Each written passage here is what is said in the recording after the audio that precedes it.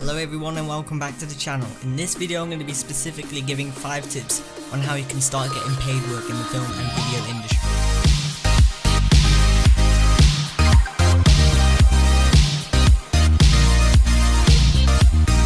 So you might be a student like me struggling to pay bills or something, and you might want to start getting jobs, but you don't really want to be working for something like, say, a cafe or a supermarket or something of the sort. So I'm going to give you 5 ways that you can actually start earning money in the sector you want to. So whether that be photography or any kind of media industry it really applies to, such as videography, graphic design, illustration. So there are going to be some bits where I'm going to be talking about how I landed my first paid work in the industry. I'm personally trying to be a filmmaker, but I have done some photography as well. So I do think point number 1 would be to network. And this means getting your name out there, as I actually went to a networking event, a filmmaking networking event, and there were talks where people were talking about how it's not who you know, as that famous quote goes, it's who you know in this industry. It really isn't, it's who knows you.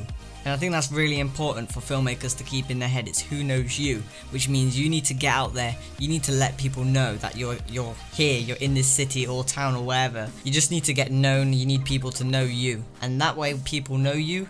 They'll be like, oh yeah, that guy, he makes good films. Oh yeah, he takes some good photos. That's what you need.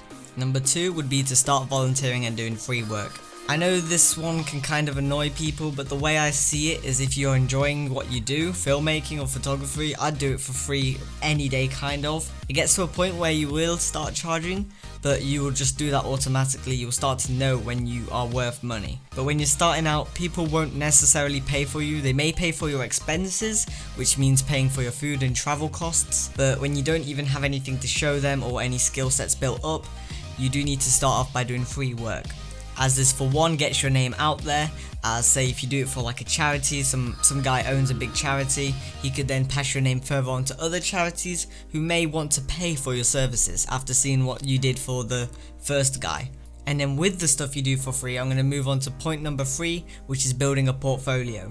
Having a website / portfolio where you can show your clients the work and actually be like, hey, this is what I can do, sets you out so much further apart from everyone else who literally has like a YouTube link that's like, yeah, I made this video last week for someone. It looks more professional that way. They can trust you more. It makes it easier for the client to see your work as well, and it just makes you feel more real. It makes you just feel more professional. And I will say, having a website that actually looks good is also a good point. I'm not sponsored by Squarespace, but I will say that Squarespace is actually a really good website to build your website on. That was a lot of websites in one sentence, I think. But yeah, I built my site with Squarespace, and I can assure you right now, it looks so minimalistic and I love it. It just gets straight to the point, which is what clients want to see. They just want to click on your website and just look at your work. They don't want to see you rambling on with like, oh, I did this and this and this. But honestly, I would keep your website really minimal and professional and getting straight to the point. I know some people actually just have a show reel that starts playing as soon as you go onto their website, which is even better. Personally for me, because I do all kinds of work so far and I haven't found my niche, I've got photography, video, and I don't really know where I'm going just yet, but I have an idea. And that leads me on to point number 4, which is to find your niche. I haven't actually done this yet, I haven't found my niche, but I've seen people that have, and it really truly works. I think I'll end up going down the wedding film sector, as I really love going to weddings, and as it's a different venue every time and it looks amazing all the time, and it's just a stunning magical moment, and I love the atmosphere as well. And I like the idea of being left alone to just do your thing by the client rather than having them over your shoulder all the time. So the control is kind of in your hand at the wedding. It can be quite stressful, but I love that stress. I thrive off of it. As I've done some wedding photography for a client before, which was actually my first paid work, which I'll get on to in a moment. But basically, end point is to find your niche, build your website solely around that. So if you're doing wedding film, be like Darshan Gajar, wedding filmmaker. Or if you want to go down music videos, do like music video maker. Basically, if you have all kinds of stuff, it's kind of untrusting for the client to see and be like, okay, especially in the scenario of being like a bride and groom, you want to be able to just go on someone's website and be like, oh, they solely put their work into wedding film. This is their niche. This is their professionality. This is what they put their work into. And it makes them think that you're like only that kind of thing. That means you've put all your work into it. You're a professional at wedding films, rather than being just good at filmmaking in general in different areas like videos, documentaries, music video, sorry.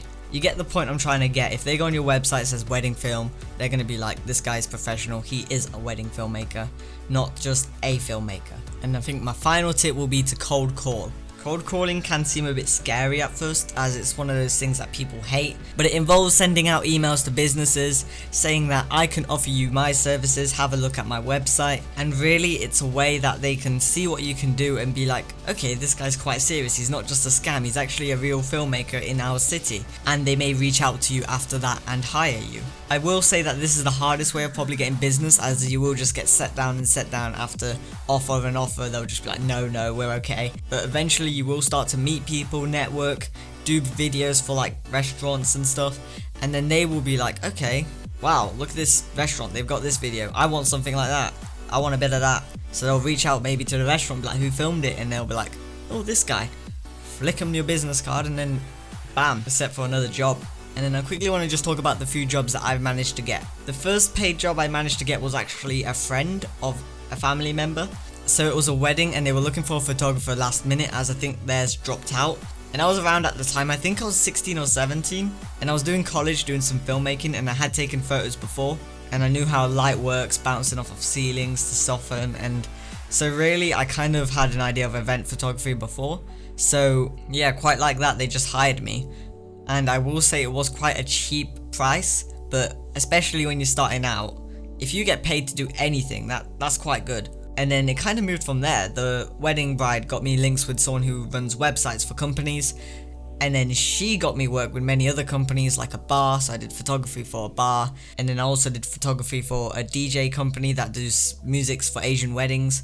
And it just kept going from there, like delivery services. So eventually I moved out of my small town, and for one reason being like there's just not a lot of work there. I did have quite a big spot in the town, like I started to get work with charities and organizations, and from that person that owned like literally everyone's website around the place. And then I moved to Sheffield, and this is where I thought, this is it, I need to take a big step, moving to a city rather than a small town. I need to start getting work in a big place, and like big city more work, but big city more competition. So yeah, as soon as I got here I sent out emails and messages to people that I found on Instagram, filmmakers alike, and I've already landed some paid work, from editing film trailers for a festival to doing some film work and editing for events. So this is truly it. It's really about having that hustle, having that grind to just message people and get yourself out there, no matter how many times people set you down. It is quite a tough industry, people will be knocking you down, people will be like, oh, you're just clicking a button. It's not as easy as that.